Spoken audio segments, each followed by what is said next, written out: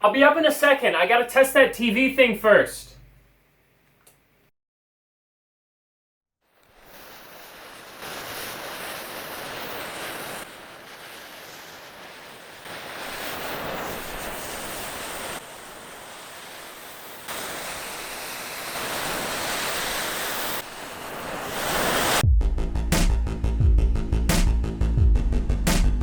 Maybe I should take a moment to explain what exactly you're looking at and how we got to the point where I would be cowering behind a fire extinguisher. It all started when a company called Enviroklenz reached out to me.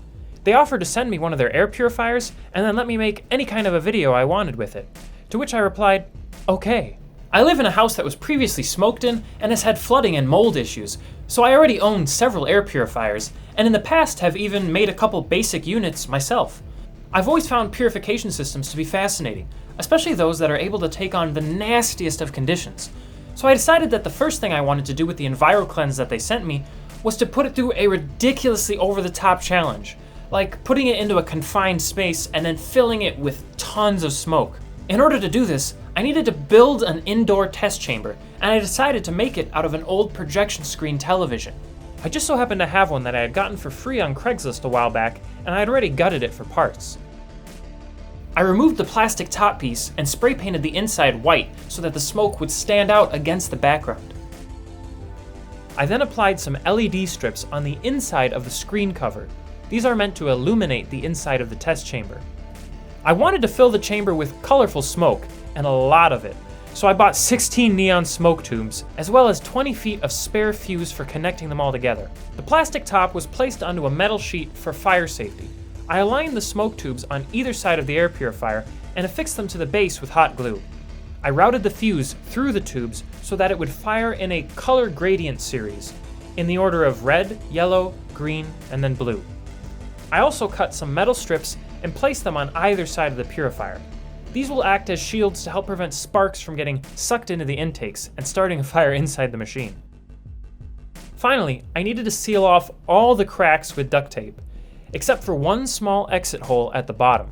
The combustion happening inside of these smoke tubes releases large amounts of gas, and a completely sealed chamber would either blow up or more likely just spew smoke out of every possible nook and cranny. This hole will act like a pressure release, and I chose to put it specifically at the bottom of the chamber so that the cool, non-smoky air will vent and most of the smoke will still stay in the chamber. I attached a vent tube that exits my window and planned to plug the tube with a rag as soon as the last smoke tube stops producing gas. It was finally time to light the fuses, and I was super excited and terrified. This is incredibly dangerous, and I would never recommend someone do something like this. With a fire extinguisher on hand, my wife and I lit the fuses sticking out of each side, covered the fuse holes, and then turned on the purifier. It is slightly interesting. Yeah, that's okay.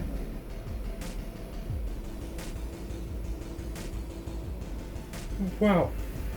The chamber managed to contain the smoke quite well, but the expansion of gas was even stronger than I anticipated.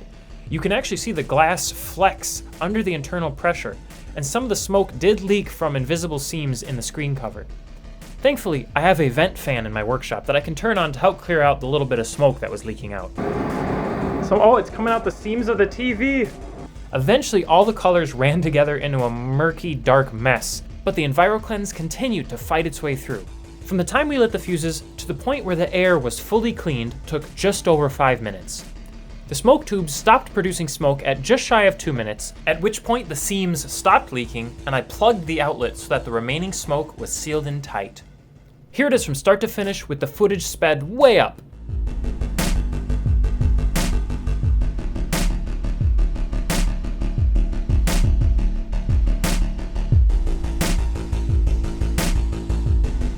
The screen was permanently stained, so I only knew it was done once it wouldn't get any clearer visually, at which point I opened it up. Speaking of stained, everything inside the chamber was. I think I just invented the Fallout edition of the Enviroklenz air purifier. Yikes! You can see the deposits everywhere except for where the purified air was coming out of the vents. I gave the Enviroklenz a well-deserved cleaning and opened it up to take a look at the most disgusting filter I have ever seen.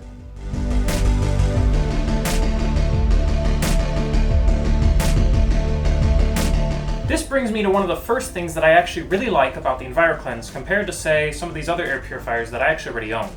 Let's face it, it's a beige box. It's not going to win any beauty awards. The thing I like about the Enviroklenz is that it's purely a beast of function. These nicer looking units are sort of like a new Kia. They look good, but just good enough to not be ugly. But if you're going to war on air pollutants, wouldn't you rather have a tank? And this thing is a tank. I actually accidentally dropped it. It really was an accident. I had it on like a raised surface, and it's on wheels, and I wasn't being careful, and sure enough, boom, it hit the ground. And the thing actually did more damage to my floor than the fall did to the Enviroklenz. Seriously, you can hardly tell that it was dropped. One of the ways that you can tell that the Enviroklenz was built for function, as opposed to these and other more aesthetic models on the market, is the fact that it is a box. In order to understand that, we need to take a closer look at the filters. All of these filters are HEPA filters, which basically means that the material that they're made of is full of tiny, tiny holes, so small that they remove almost everything from the air that passes through it.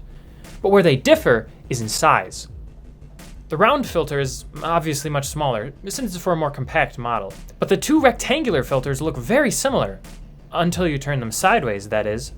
The Enviroklenz is much deeper than the other filter, and when it comes to air filter, you definitely want to go deep dish versus thin crust. Filters with a good amount of depth to them are able to pack a lot more surface area into the filter. If I take a folded sheet of paper that's similar to the thinner filter, and then I stretch it out, you can see all the hidden surface area, but it's not a lot. If you look at the Enviroklenz filter, even with much fewer folds, when you stretch those out, it's much larger.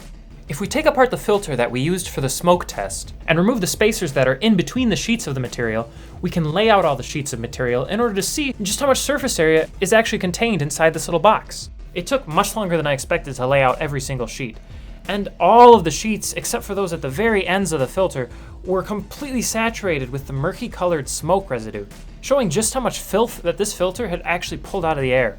This is why I love that the Enviroklenz is a big beige box.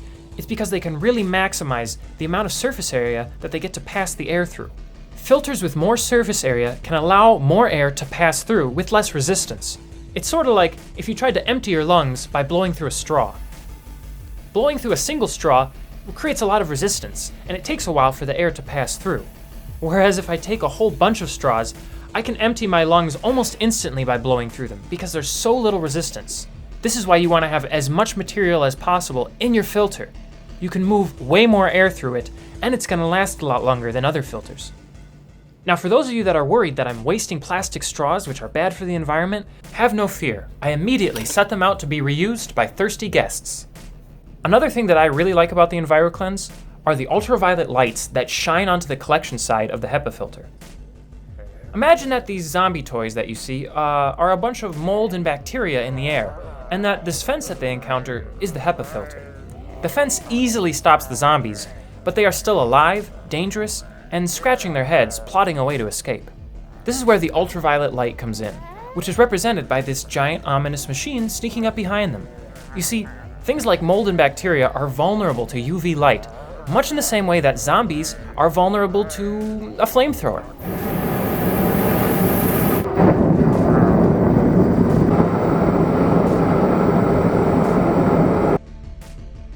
Now, contrary to what it must look like given the gratuitous amount of flamethrower footage I've included, I gotta stress that this segment was made purely for the sake of accurately illustrating the destructive force of the UV light on mold and bacteria, and not because my 12-year-old brain wanted to shoot a flamethrower at zombie toys.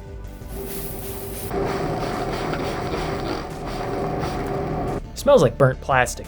Better flip on the Enviroklenz.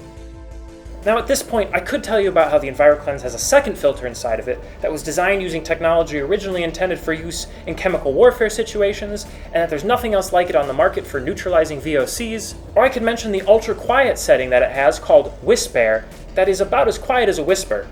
It's running right now. I could even mention the fact that they offer a 5-year warranty on the motor that's inside this bad boy. But I think that the feature that I like best about the Enviroklenz is something that you can't read about in a brochure. In fact, it's something that I had to kind of discover along the way. It's a bit hard to put into words. I mean, how do you quantify something like friendship?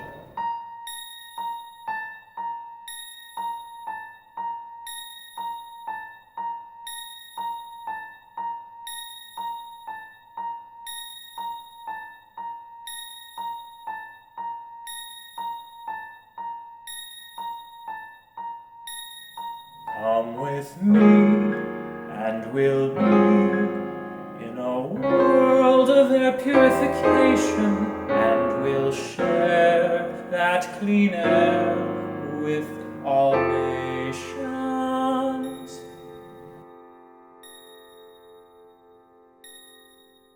It's amazing to see this thing still chugging along after it being bombarded with smoke and being dropped. No, not that time. Actually, I dropped it again. Even the UV light bulbs that were inside of it during both times it was dropped, they still work fine, and I would have expected them to break before anything else.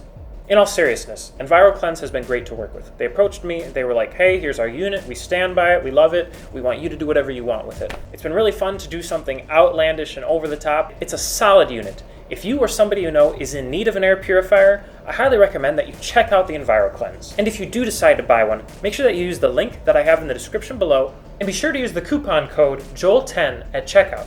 It's going to get you 10% off your purchase, and some of the money that you spend on one of these is going to go to this guy to help support this channel. And by the way, if you don't like beige, they do have it in black. Thank you so much for watching. Whether you buy an air purifier or not, I hope you enjoyed the video and the music that I wrote. I've got a lot of other cool videos that you might enjoy, and if you tend to like them, then hey, consider subscribing, hitting the like button, the bell, and whatever new thing that they've implemented to try and reduce the measure of quality of a video to something that an algorithm can discern. Whatever the case, I'll see you next time.